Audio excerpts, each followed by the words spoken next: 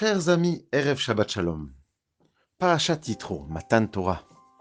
Le but ultime de la Yetziat Mitzrayim, rendant le Ham Israël, le peuple d'Hachem, son représentant sur terre, ce moment attendu depuis la création du monde, arrive enfin.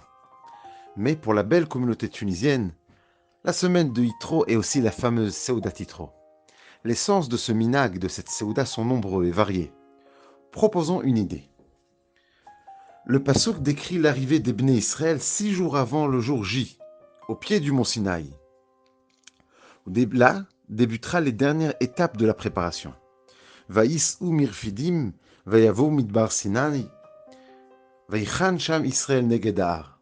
Les Bnei Israël quittèrent Rephidim, arrivèrent au désert du Sinaï, et Israël s'installa devant la montagne.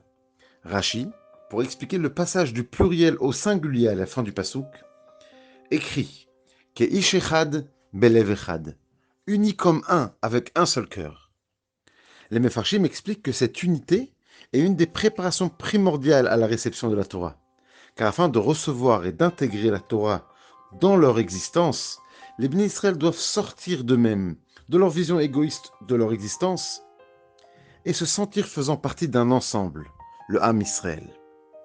Mais il nous reste à comprendre pourquoi cette ardoute est exprimée spécifiquement lors de l'installation des Bnei Israël, en face de la montagne. Cette union aurait pu être mise en avant lors d'un moment plus déterminant, comme lorsque les Bnei Israël déclarent Naas et Venishma, ou du moins lorsqu'ils se placèrent au pied du Har Sinaï pour recevoir la Torah. La Torah nous enseigne ici un aspect primordial de la hardoute. Lorsqu'on est en train de parler avec Hachem, en plein service divin, c'est facile d'être uni. Là où c'est plus compliqué, c'est quand on s'occupe des besoins matériels de soi et de sa famille. Que l'on doit se trouver un endroit adéquat pour planter sa tente, qui assurera le confort nécessaire à soi et à sa famille pour le séjour à durée indéterminée qui les attend. C'est dans ces situations-là où on peut apprécier la véritable union entre tous.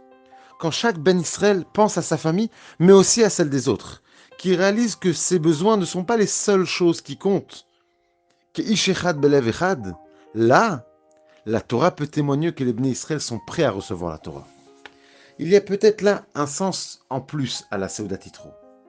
On ne se rassemble pas seulement pour la Tfila et le Limud Torah, mais même pour les besoins matériels. On mange et on boit ensemble, afin de créer une ardoute à chaque strate de la vie, afin d'être prêt pour une nouvelle Kabbalat Torah qui va de nouveau emplir notre vie.